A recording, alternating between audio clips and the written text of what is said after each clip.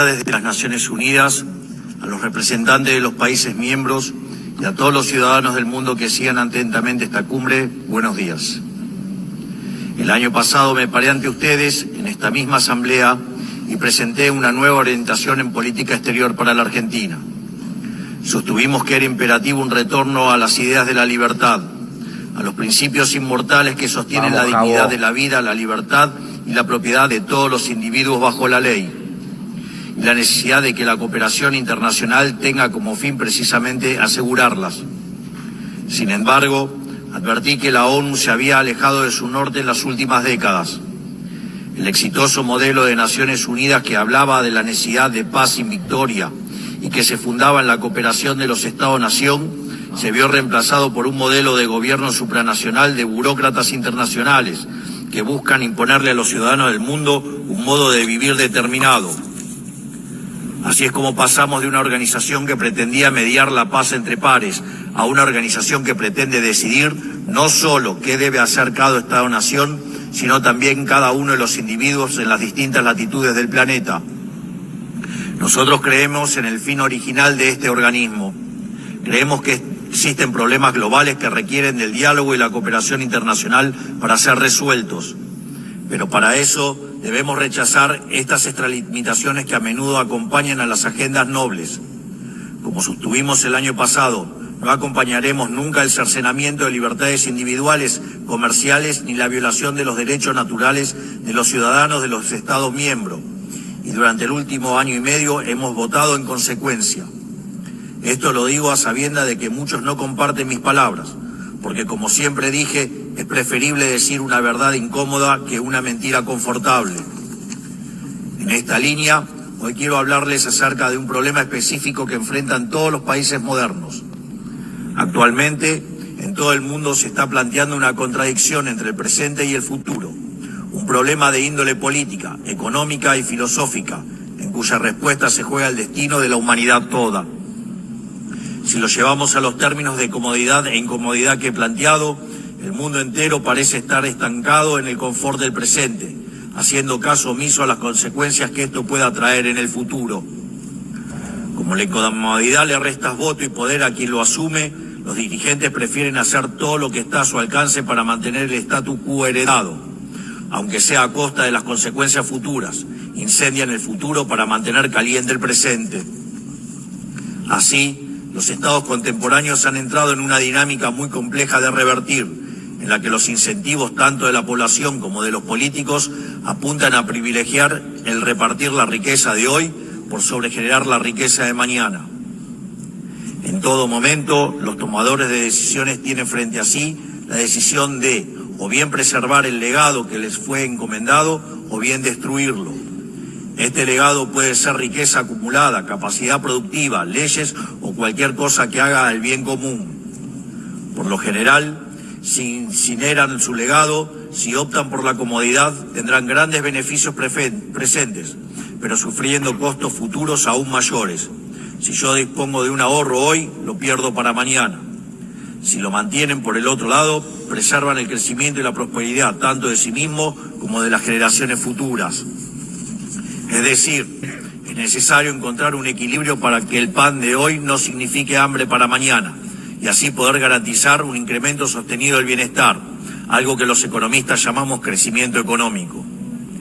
Dicho crecimiento a veces se podrá sentir lento y a veces podrá verse frenado momentáneamente porque el progreso nunca es lineal.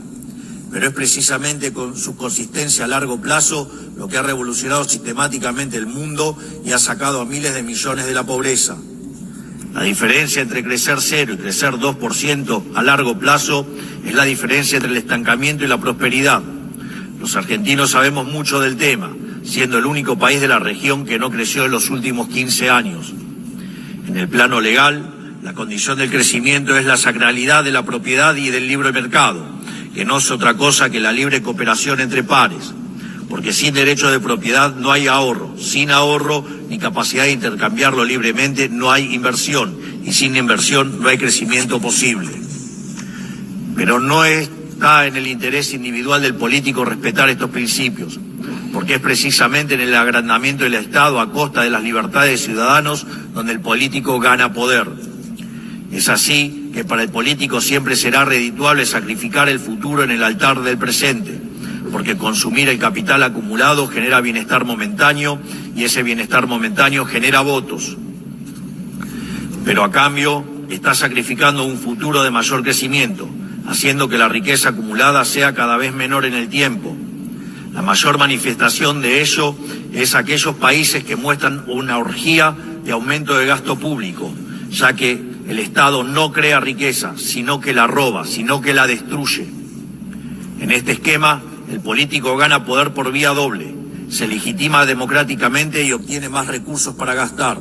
Es decir, el político tiene un doble incentivo para fomentar esta traición intergeneracional, porque aunque en el futuro todos pierden, en el presente él más que nadie gana. Y en este sentido, si un hombre grande es aquel que siembra árboles cuya sombra sabe que nunca disfrutará, aquel que tala los árboles que otros sembraron para así construir su silla de poder, es un hombre miserable, en definitiva, es un hombre despreciable. Este es el gran mal y la gran trampa a la que casi todas las naciones están de a poco sucumbiendo, porque cuando este proceso se lleva adelante, el crecimiento se estanca, y cuando el crecimiento se estanca, la demanda de redistribución se recrudece. Entonces el político populista grita con más fuerza, apelando a la envidia y al resentimiento. El final de este proceso es ver jóvenes desamparados, sofocados por el peso de un Estado que saben que solo está allí para explotarlos. Lamentablemente, las medidas de expansión fiscal, la expansión monetaria y la expansión del poder estatal por sobre el de los individuos conforman un patrón que se está repitiendo en todos los países, sobre todo en aquellos que componen el mundo libre. Pero el problema no es solo de política económica. Lo vemos también cuando se viola la igualdad ante la ley o se abren las puertas de forma indiscriminada a la inmigración por razones políticas. Contrariamente a lo que es la inmigración, en este caso se trataría de invasión. Y los organismos de cooperación internacional, de los cuales esta organización forma parte, tampoco son ajenos a este problema. Con el correr de los años, esta organización ha ido adquiriendo funciones ajenas a su espíritu fundacional. Ha ido creando capa sobre capa de organismos, agencias y programas hasta alcanzar una hipertrofia de administraciones que son poco efectivas a la hora de resolver los problemas para los cuales fueron creadas. Así, se engrosan las responsabilidades de la ONU, se engrosan los aportes recibidos por parte de las naciones miembros y se redujeron los resultados palpables que esta organización tenía para ofrecerle al mundo. A este cóctel de incentivos cruzados se le suma que, a diferencia de los primeros mandatarios nacionales, las organizaciones internacionales nadie rinde verdaderamente cuentas por fallar en la resolución de un problema. Esta contradicción entre grandes objetivos y resultados magros ha generado una erosión del prestigio de esta casa y de otras. Sin ir más lejos, los malos resultados de la Agenda 2030 dan testimonio de esto que describo. Lo que persiste en la práctica es un ciclo de estructuras que se reciclan, recursos que se multiplican y metas que se reprograman.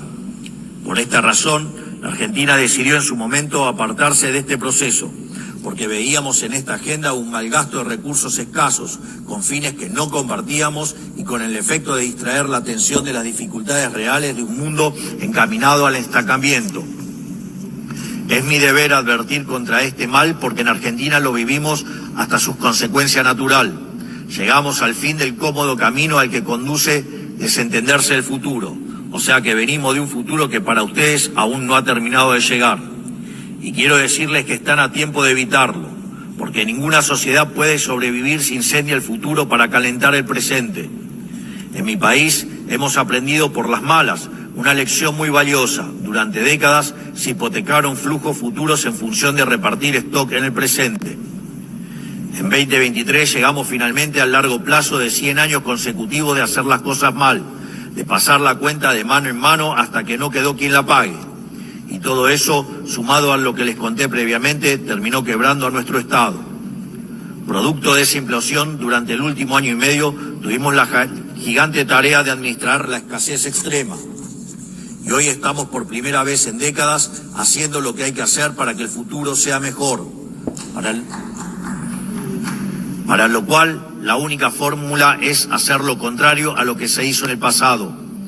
A esto se le contrapone el resto de la política, que nos demanda hacer lo mismo que hacían ellos y que también nos arrastró hacia la decadencia, hipotecar el futuro para satisfacer demandas presentes. Ellos quieren que apliquemos lo que hicieron 1000 veces y nos trajo hasta aquí. Pero quiero dejarles en claro que Argentina hoy tiene un gobierno que decidió emprender el camino correcto, aunque sea el más difícil, porque la prosperidad y el progreso de nuestro pueblo no puede postergarse más. No somos, sin embargo, los únicos que estamos tomando las decisiones difíciles que este momento histórico demanda. El presidente Trump en Estados Unidos también entiende que es el momento de revertir una dinámica que estaba llevando a Estados Unidos a una catástrofe. Y sabemos que una catástrofe en Estados Unidos es una catástrofe global. Su férrea y exitosa política en términos de ponerle un freno a la inmigración ilegal lo deja más que claro. Entiende que debe hacer lo necesario, aunque a muchos no les guste, antes de que sea demasiado tarde. En otros países, por ejemplo, ya es demasiado tarde para esta decisión. No solo eso, sino que también está llevando adelante una reestructuración sin precedentes de los términos del comercio internacional, una tarea de magnitudes titánicas que hacen al corazón del sistema económico global, porque este sistema estaba depredando el corazón industrial de su país y sumiéndolo en una crisis de deuda sin parangón. Más aún, está llevando adelante una limpieza de la captura institucional del Estado americano, porque en el mismo se habían infiltrado facciones de izquierda que atentaban contra cualquier programa de reforma por más necesario que fuera. Este tipo de desafíos que tanto el presidente Trump como yo estamos abordando tienen un denominador común que todos los países del mundo e incluso las organizaciones supranacionales deben enfrentar. Deben encontrar la manera de recuperar un interés por el futuro y no sucumbir a la tentación de solo atender el presente. Esto es algo que las grandes naciones de Occidente durante mucho tiempo practicaron y necesitamos recuperar. Hace falta volver a las bases. Debemos recuperar una noción de lo prioritario, acompañado por recuperar una noción de hacer lo difícil y correcto por sobre lo fácil y cómodo. Tal como dije anteriormente, esto también es cierto para los distintos organismos internacionales que han sido incorporando gradualmente este accionar en su ecosistema. Creo que hablo por todos al decir que nos gustaría que la ONU lidere este cambio de paradigma, regresando a las bases que la han convertido en la gran organización que supo ser en el pasado. Por eso, quisiera humildemente poner a disposición de esta Asamblea 4 principios que creemos pueden ser útiles para seguir en pos de este objetivo. 1. Principio del mandato esencial. La misión central de la ONU es preservar la paz y la seguridad internacional. Todo lo demás debe concebirse como complementario a ese fin. La gestión estratégica de los recursos de esta institución requiere, por lo tanto, apegarse a esas prioridades, no a otras. 2. Principio de subsidiariedad internacional. La ONU debería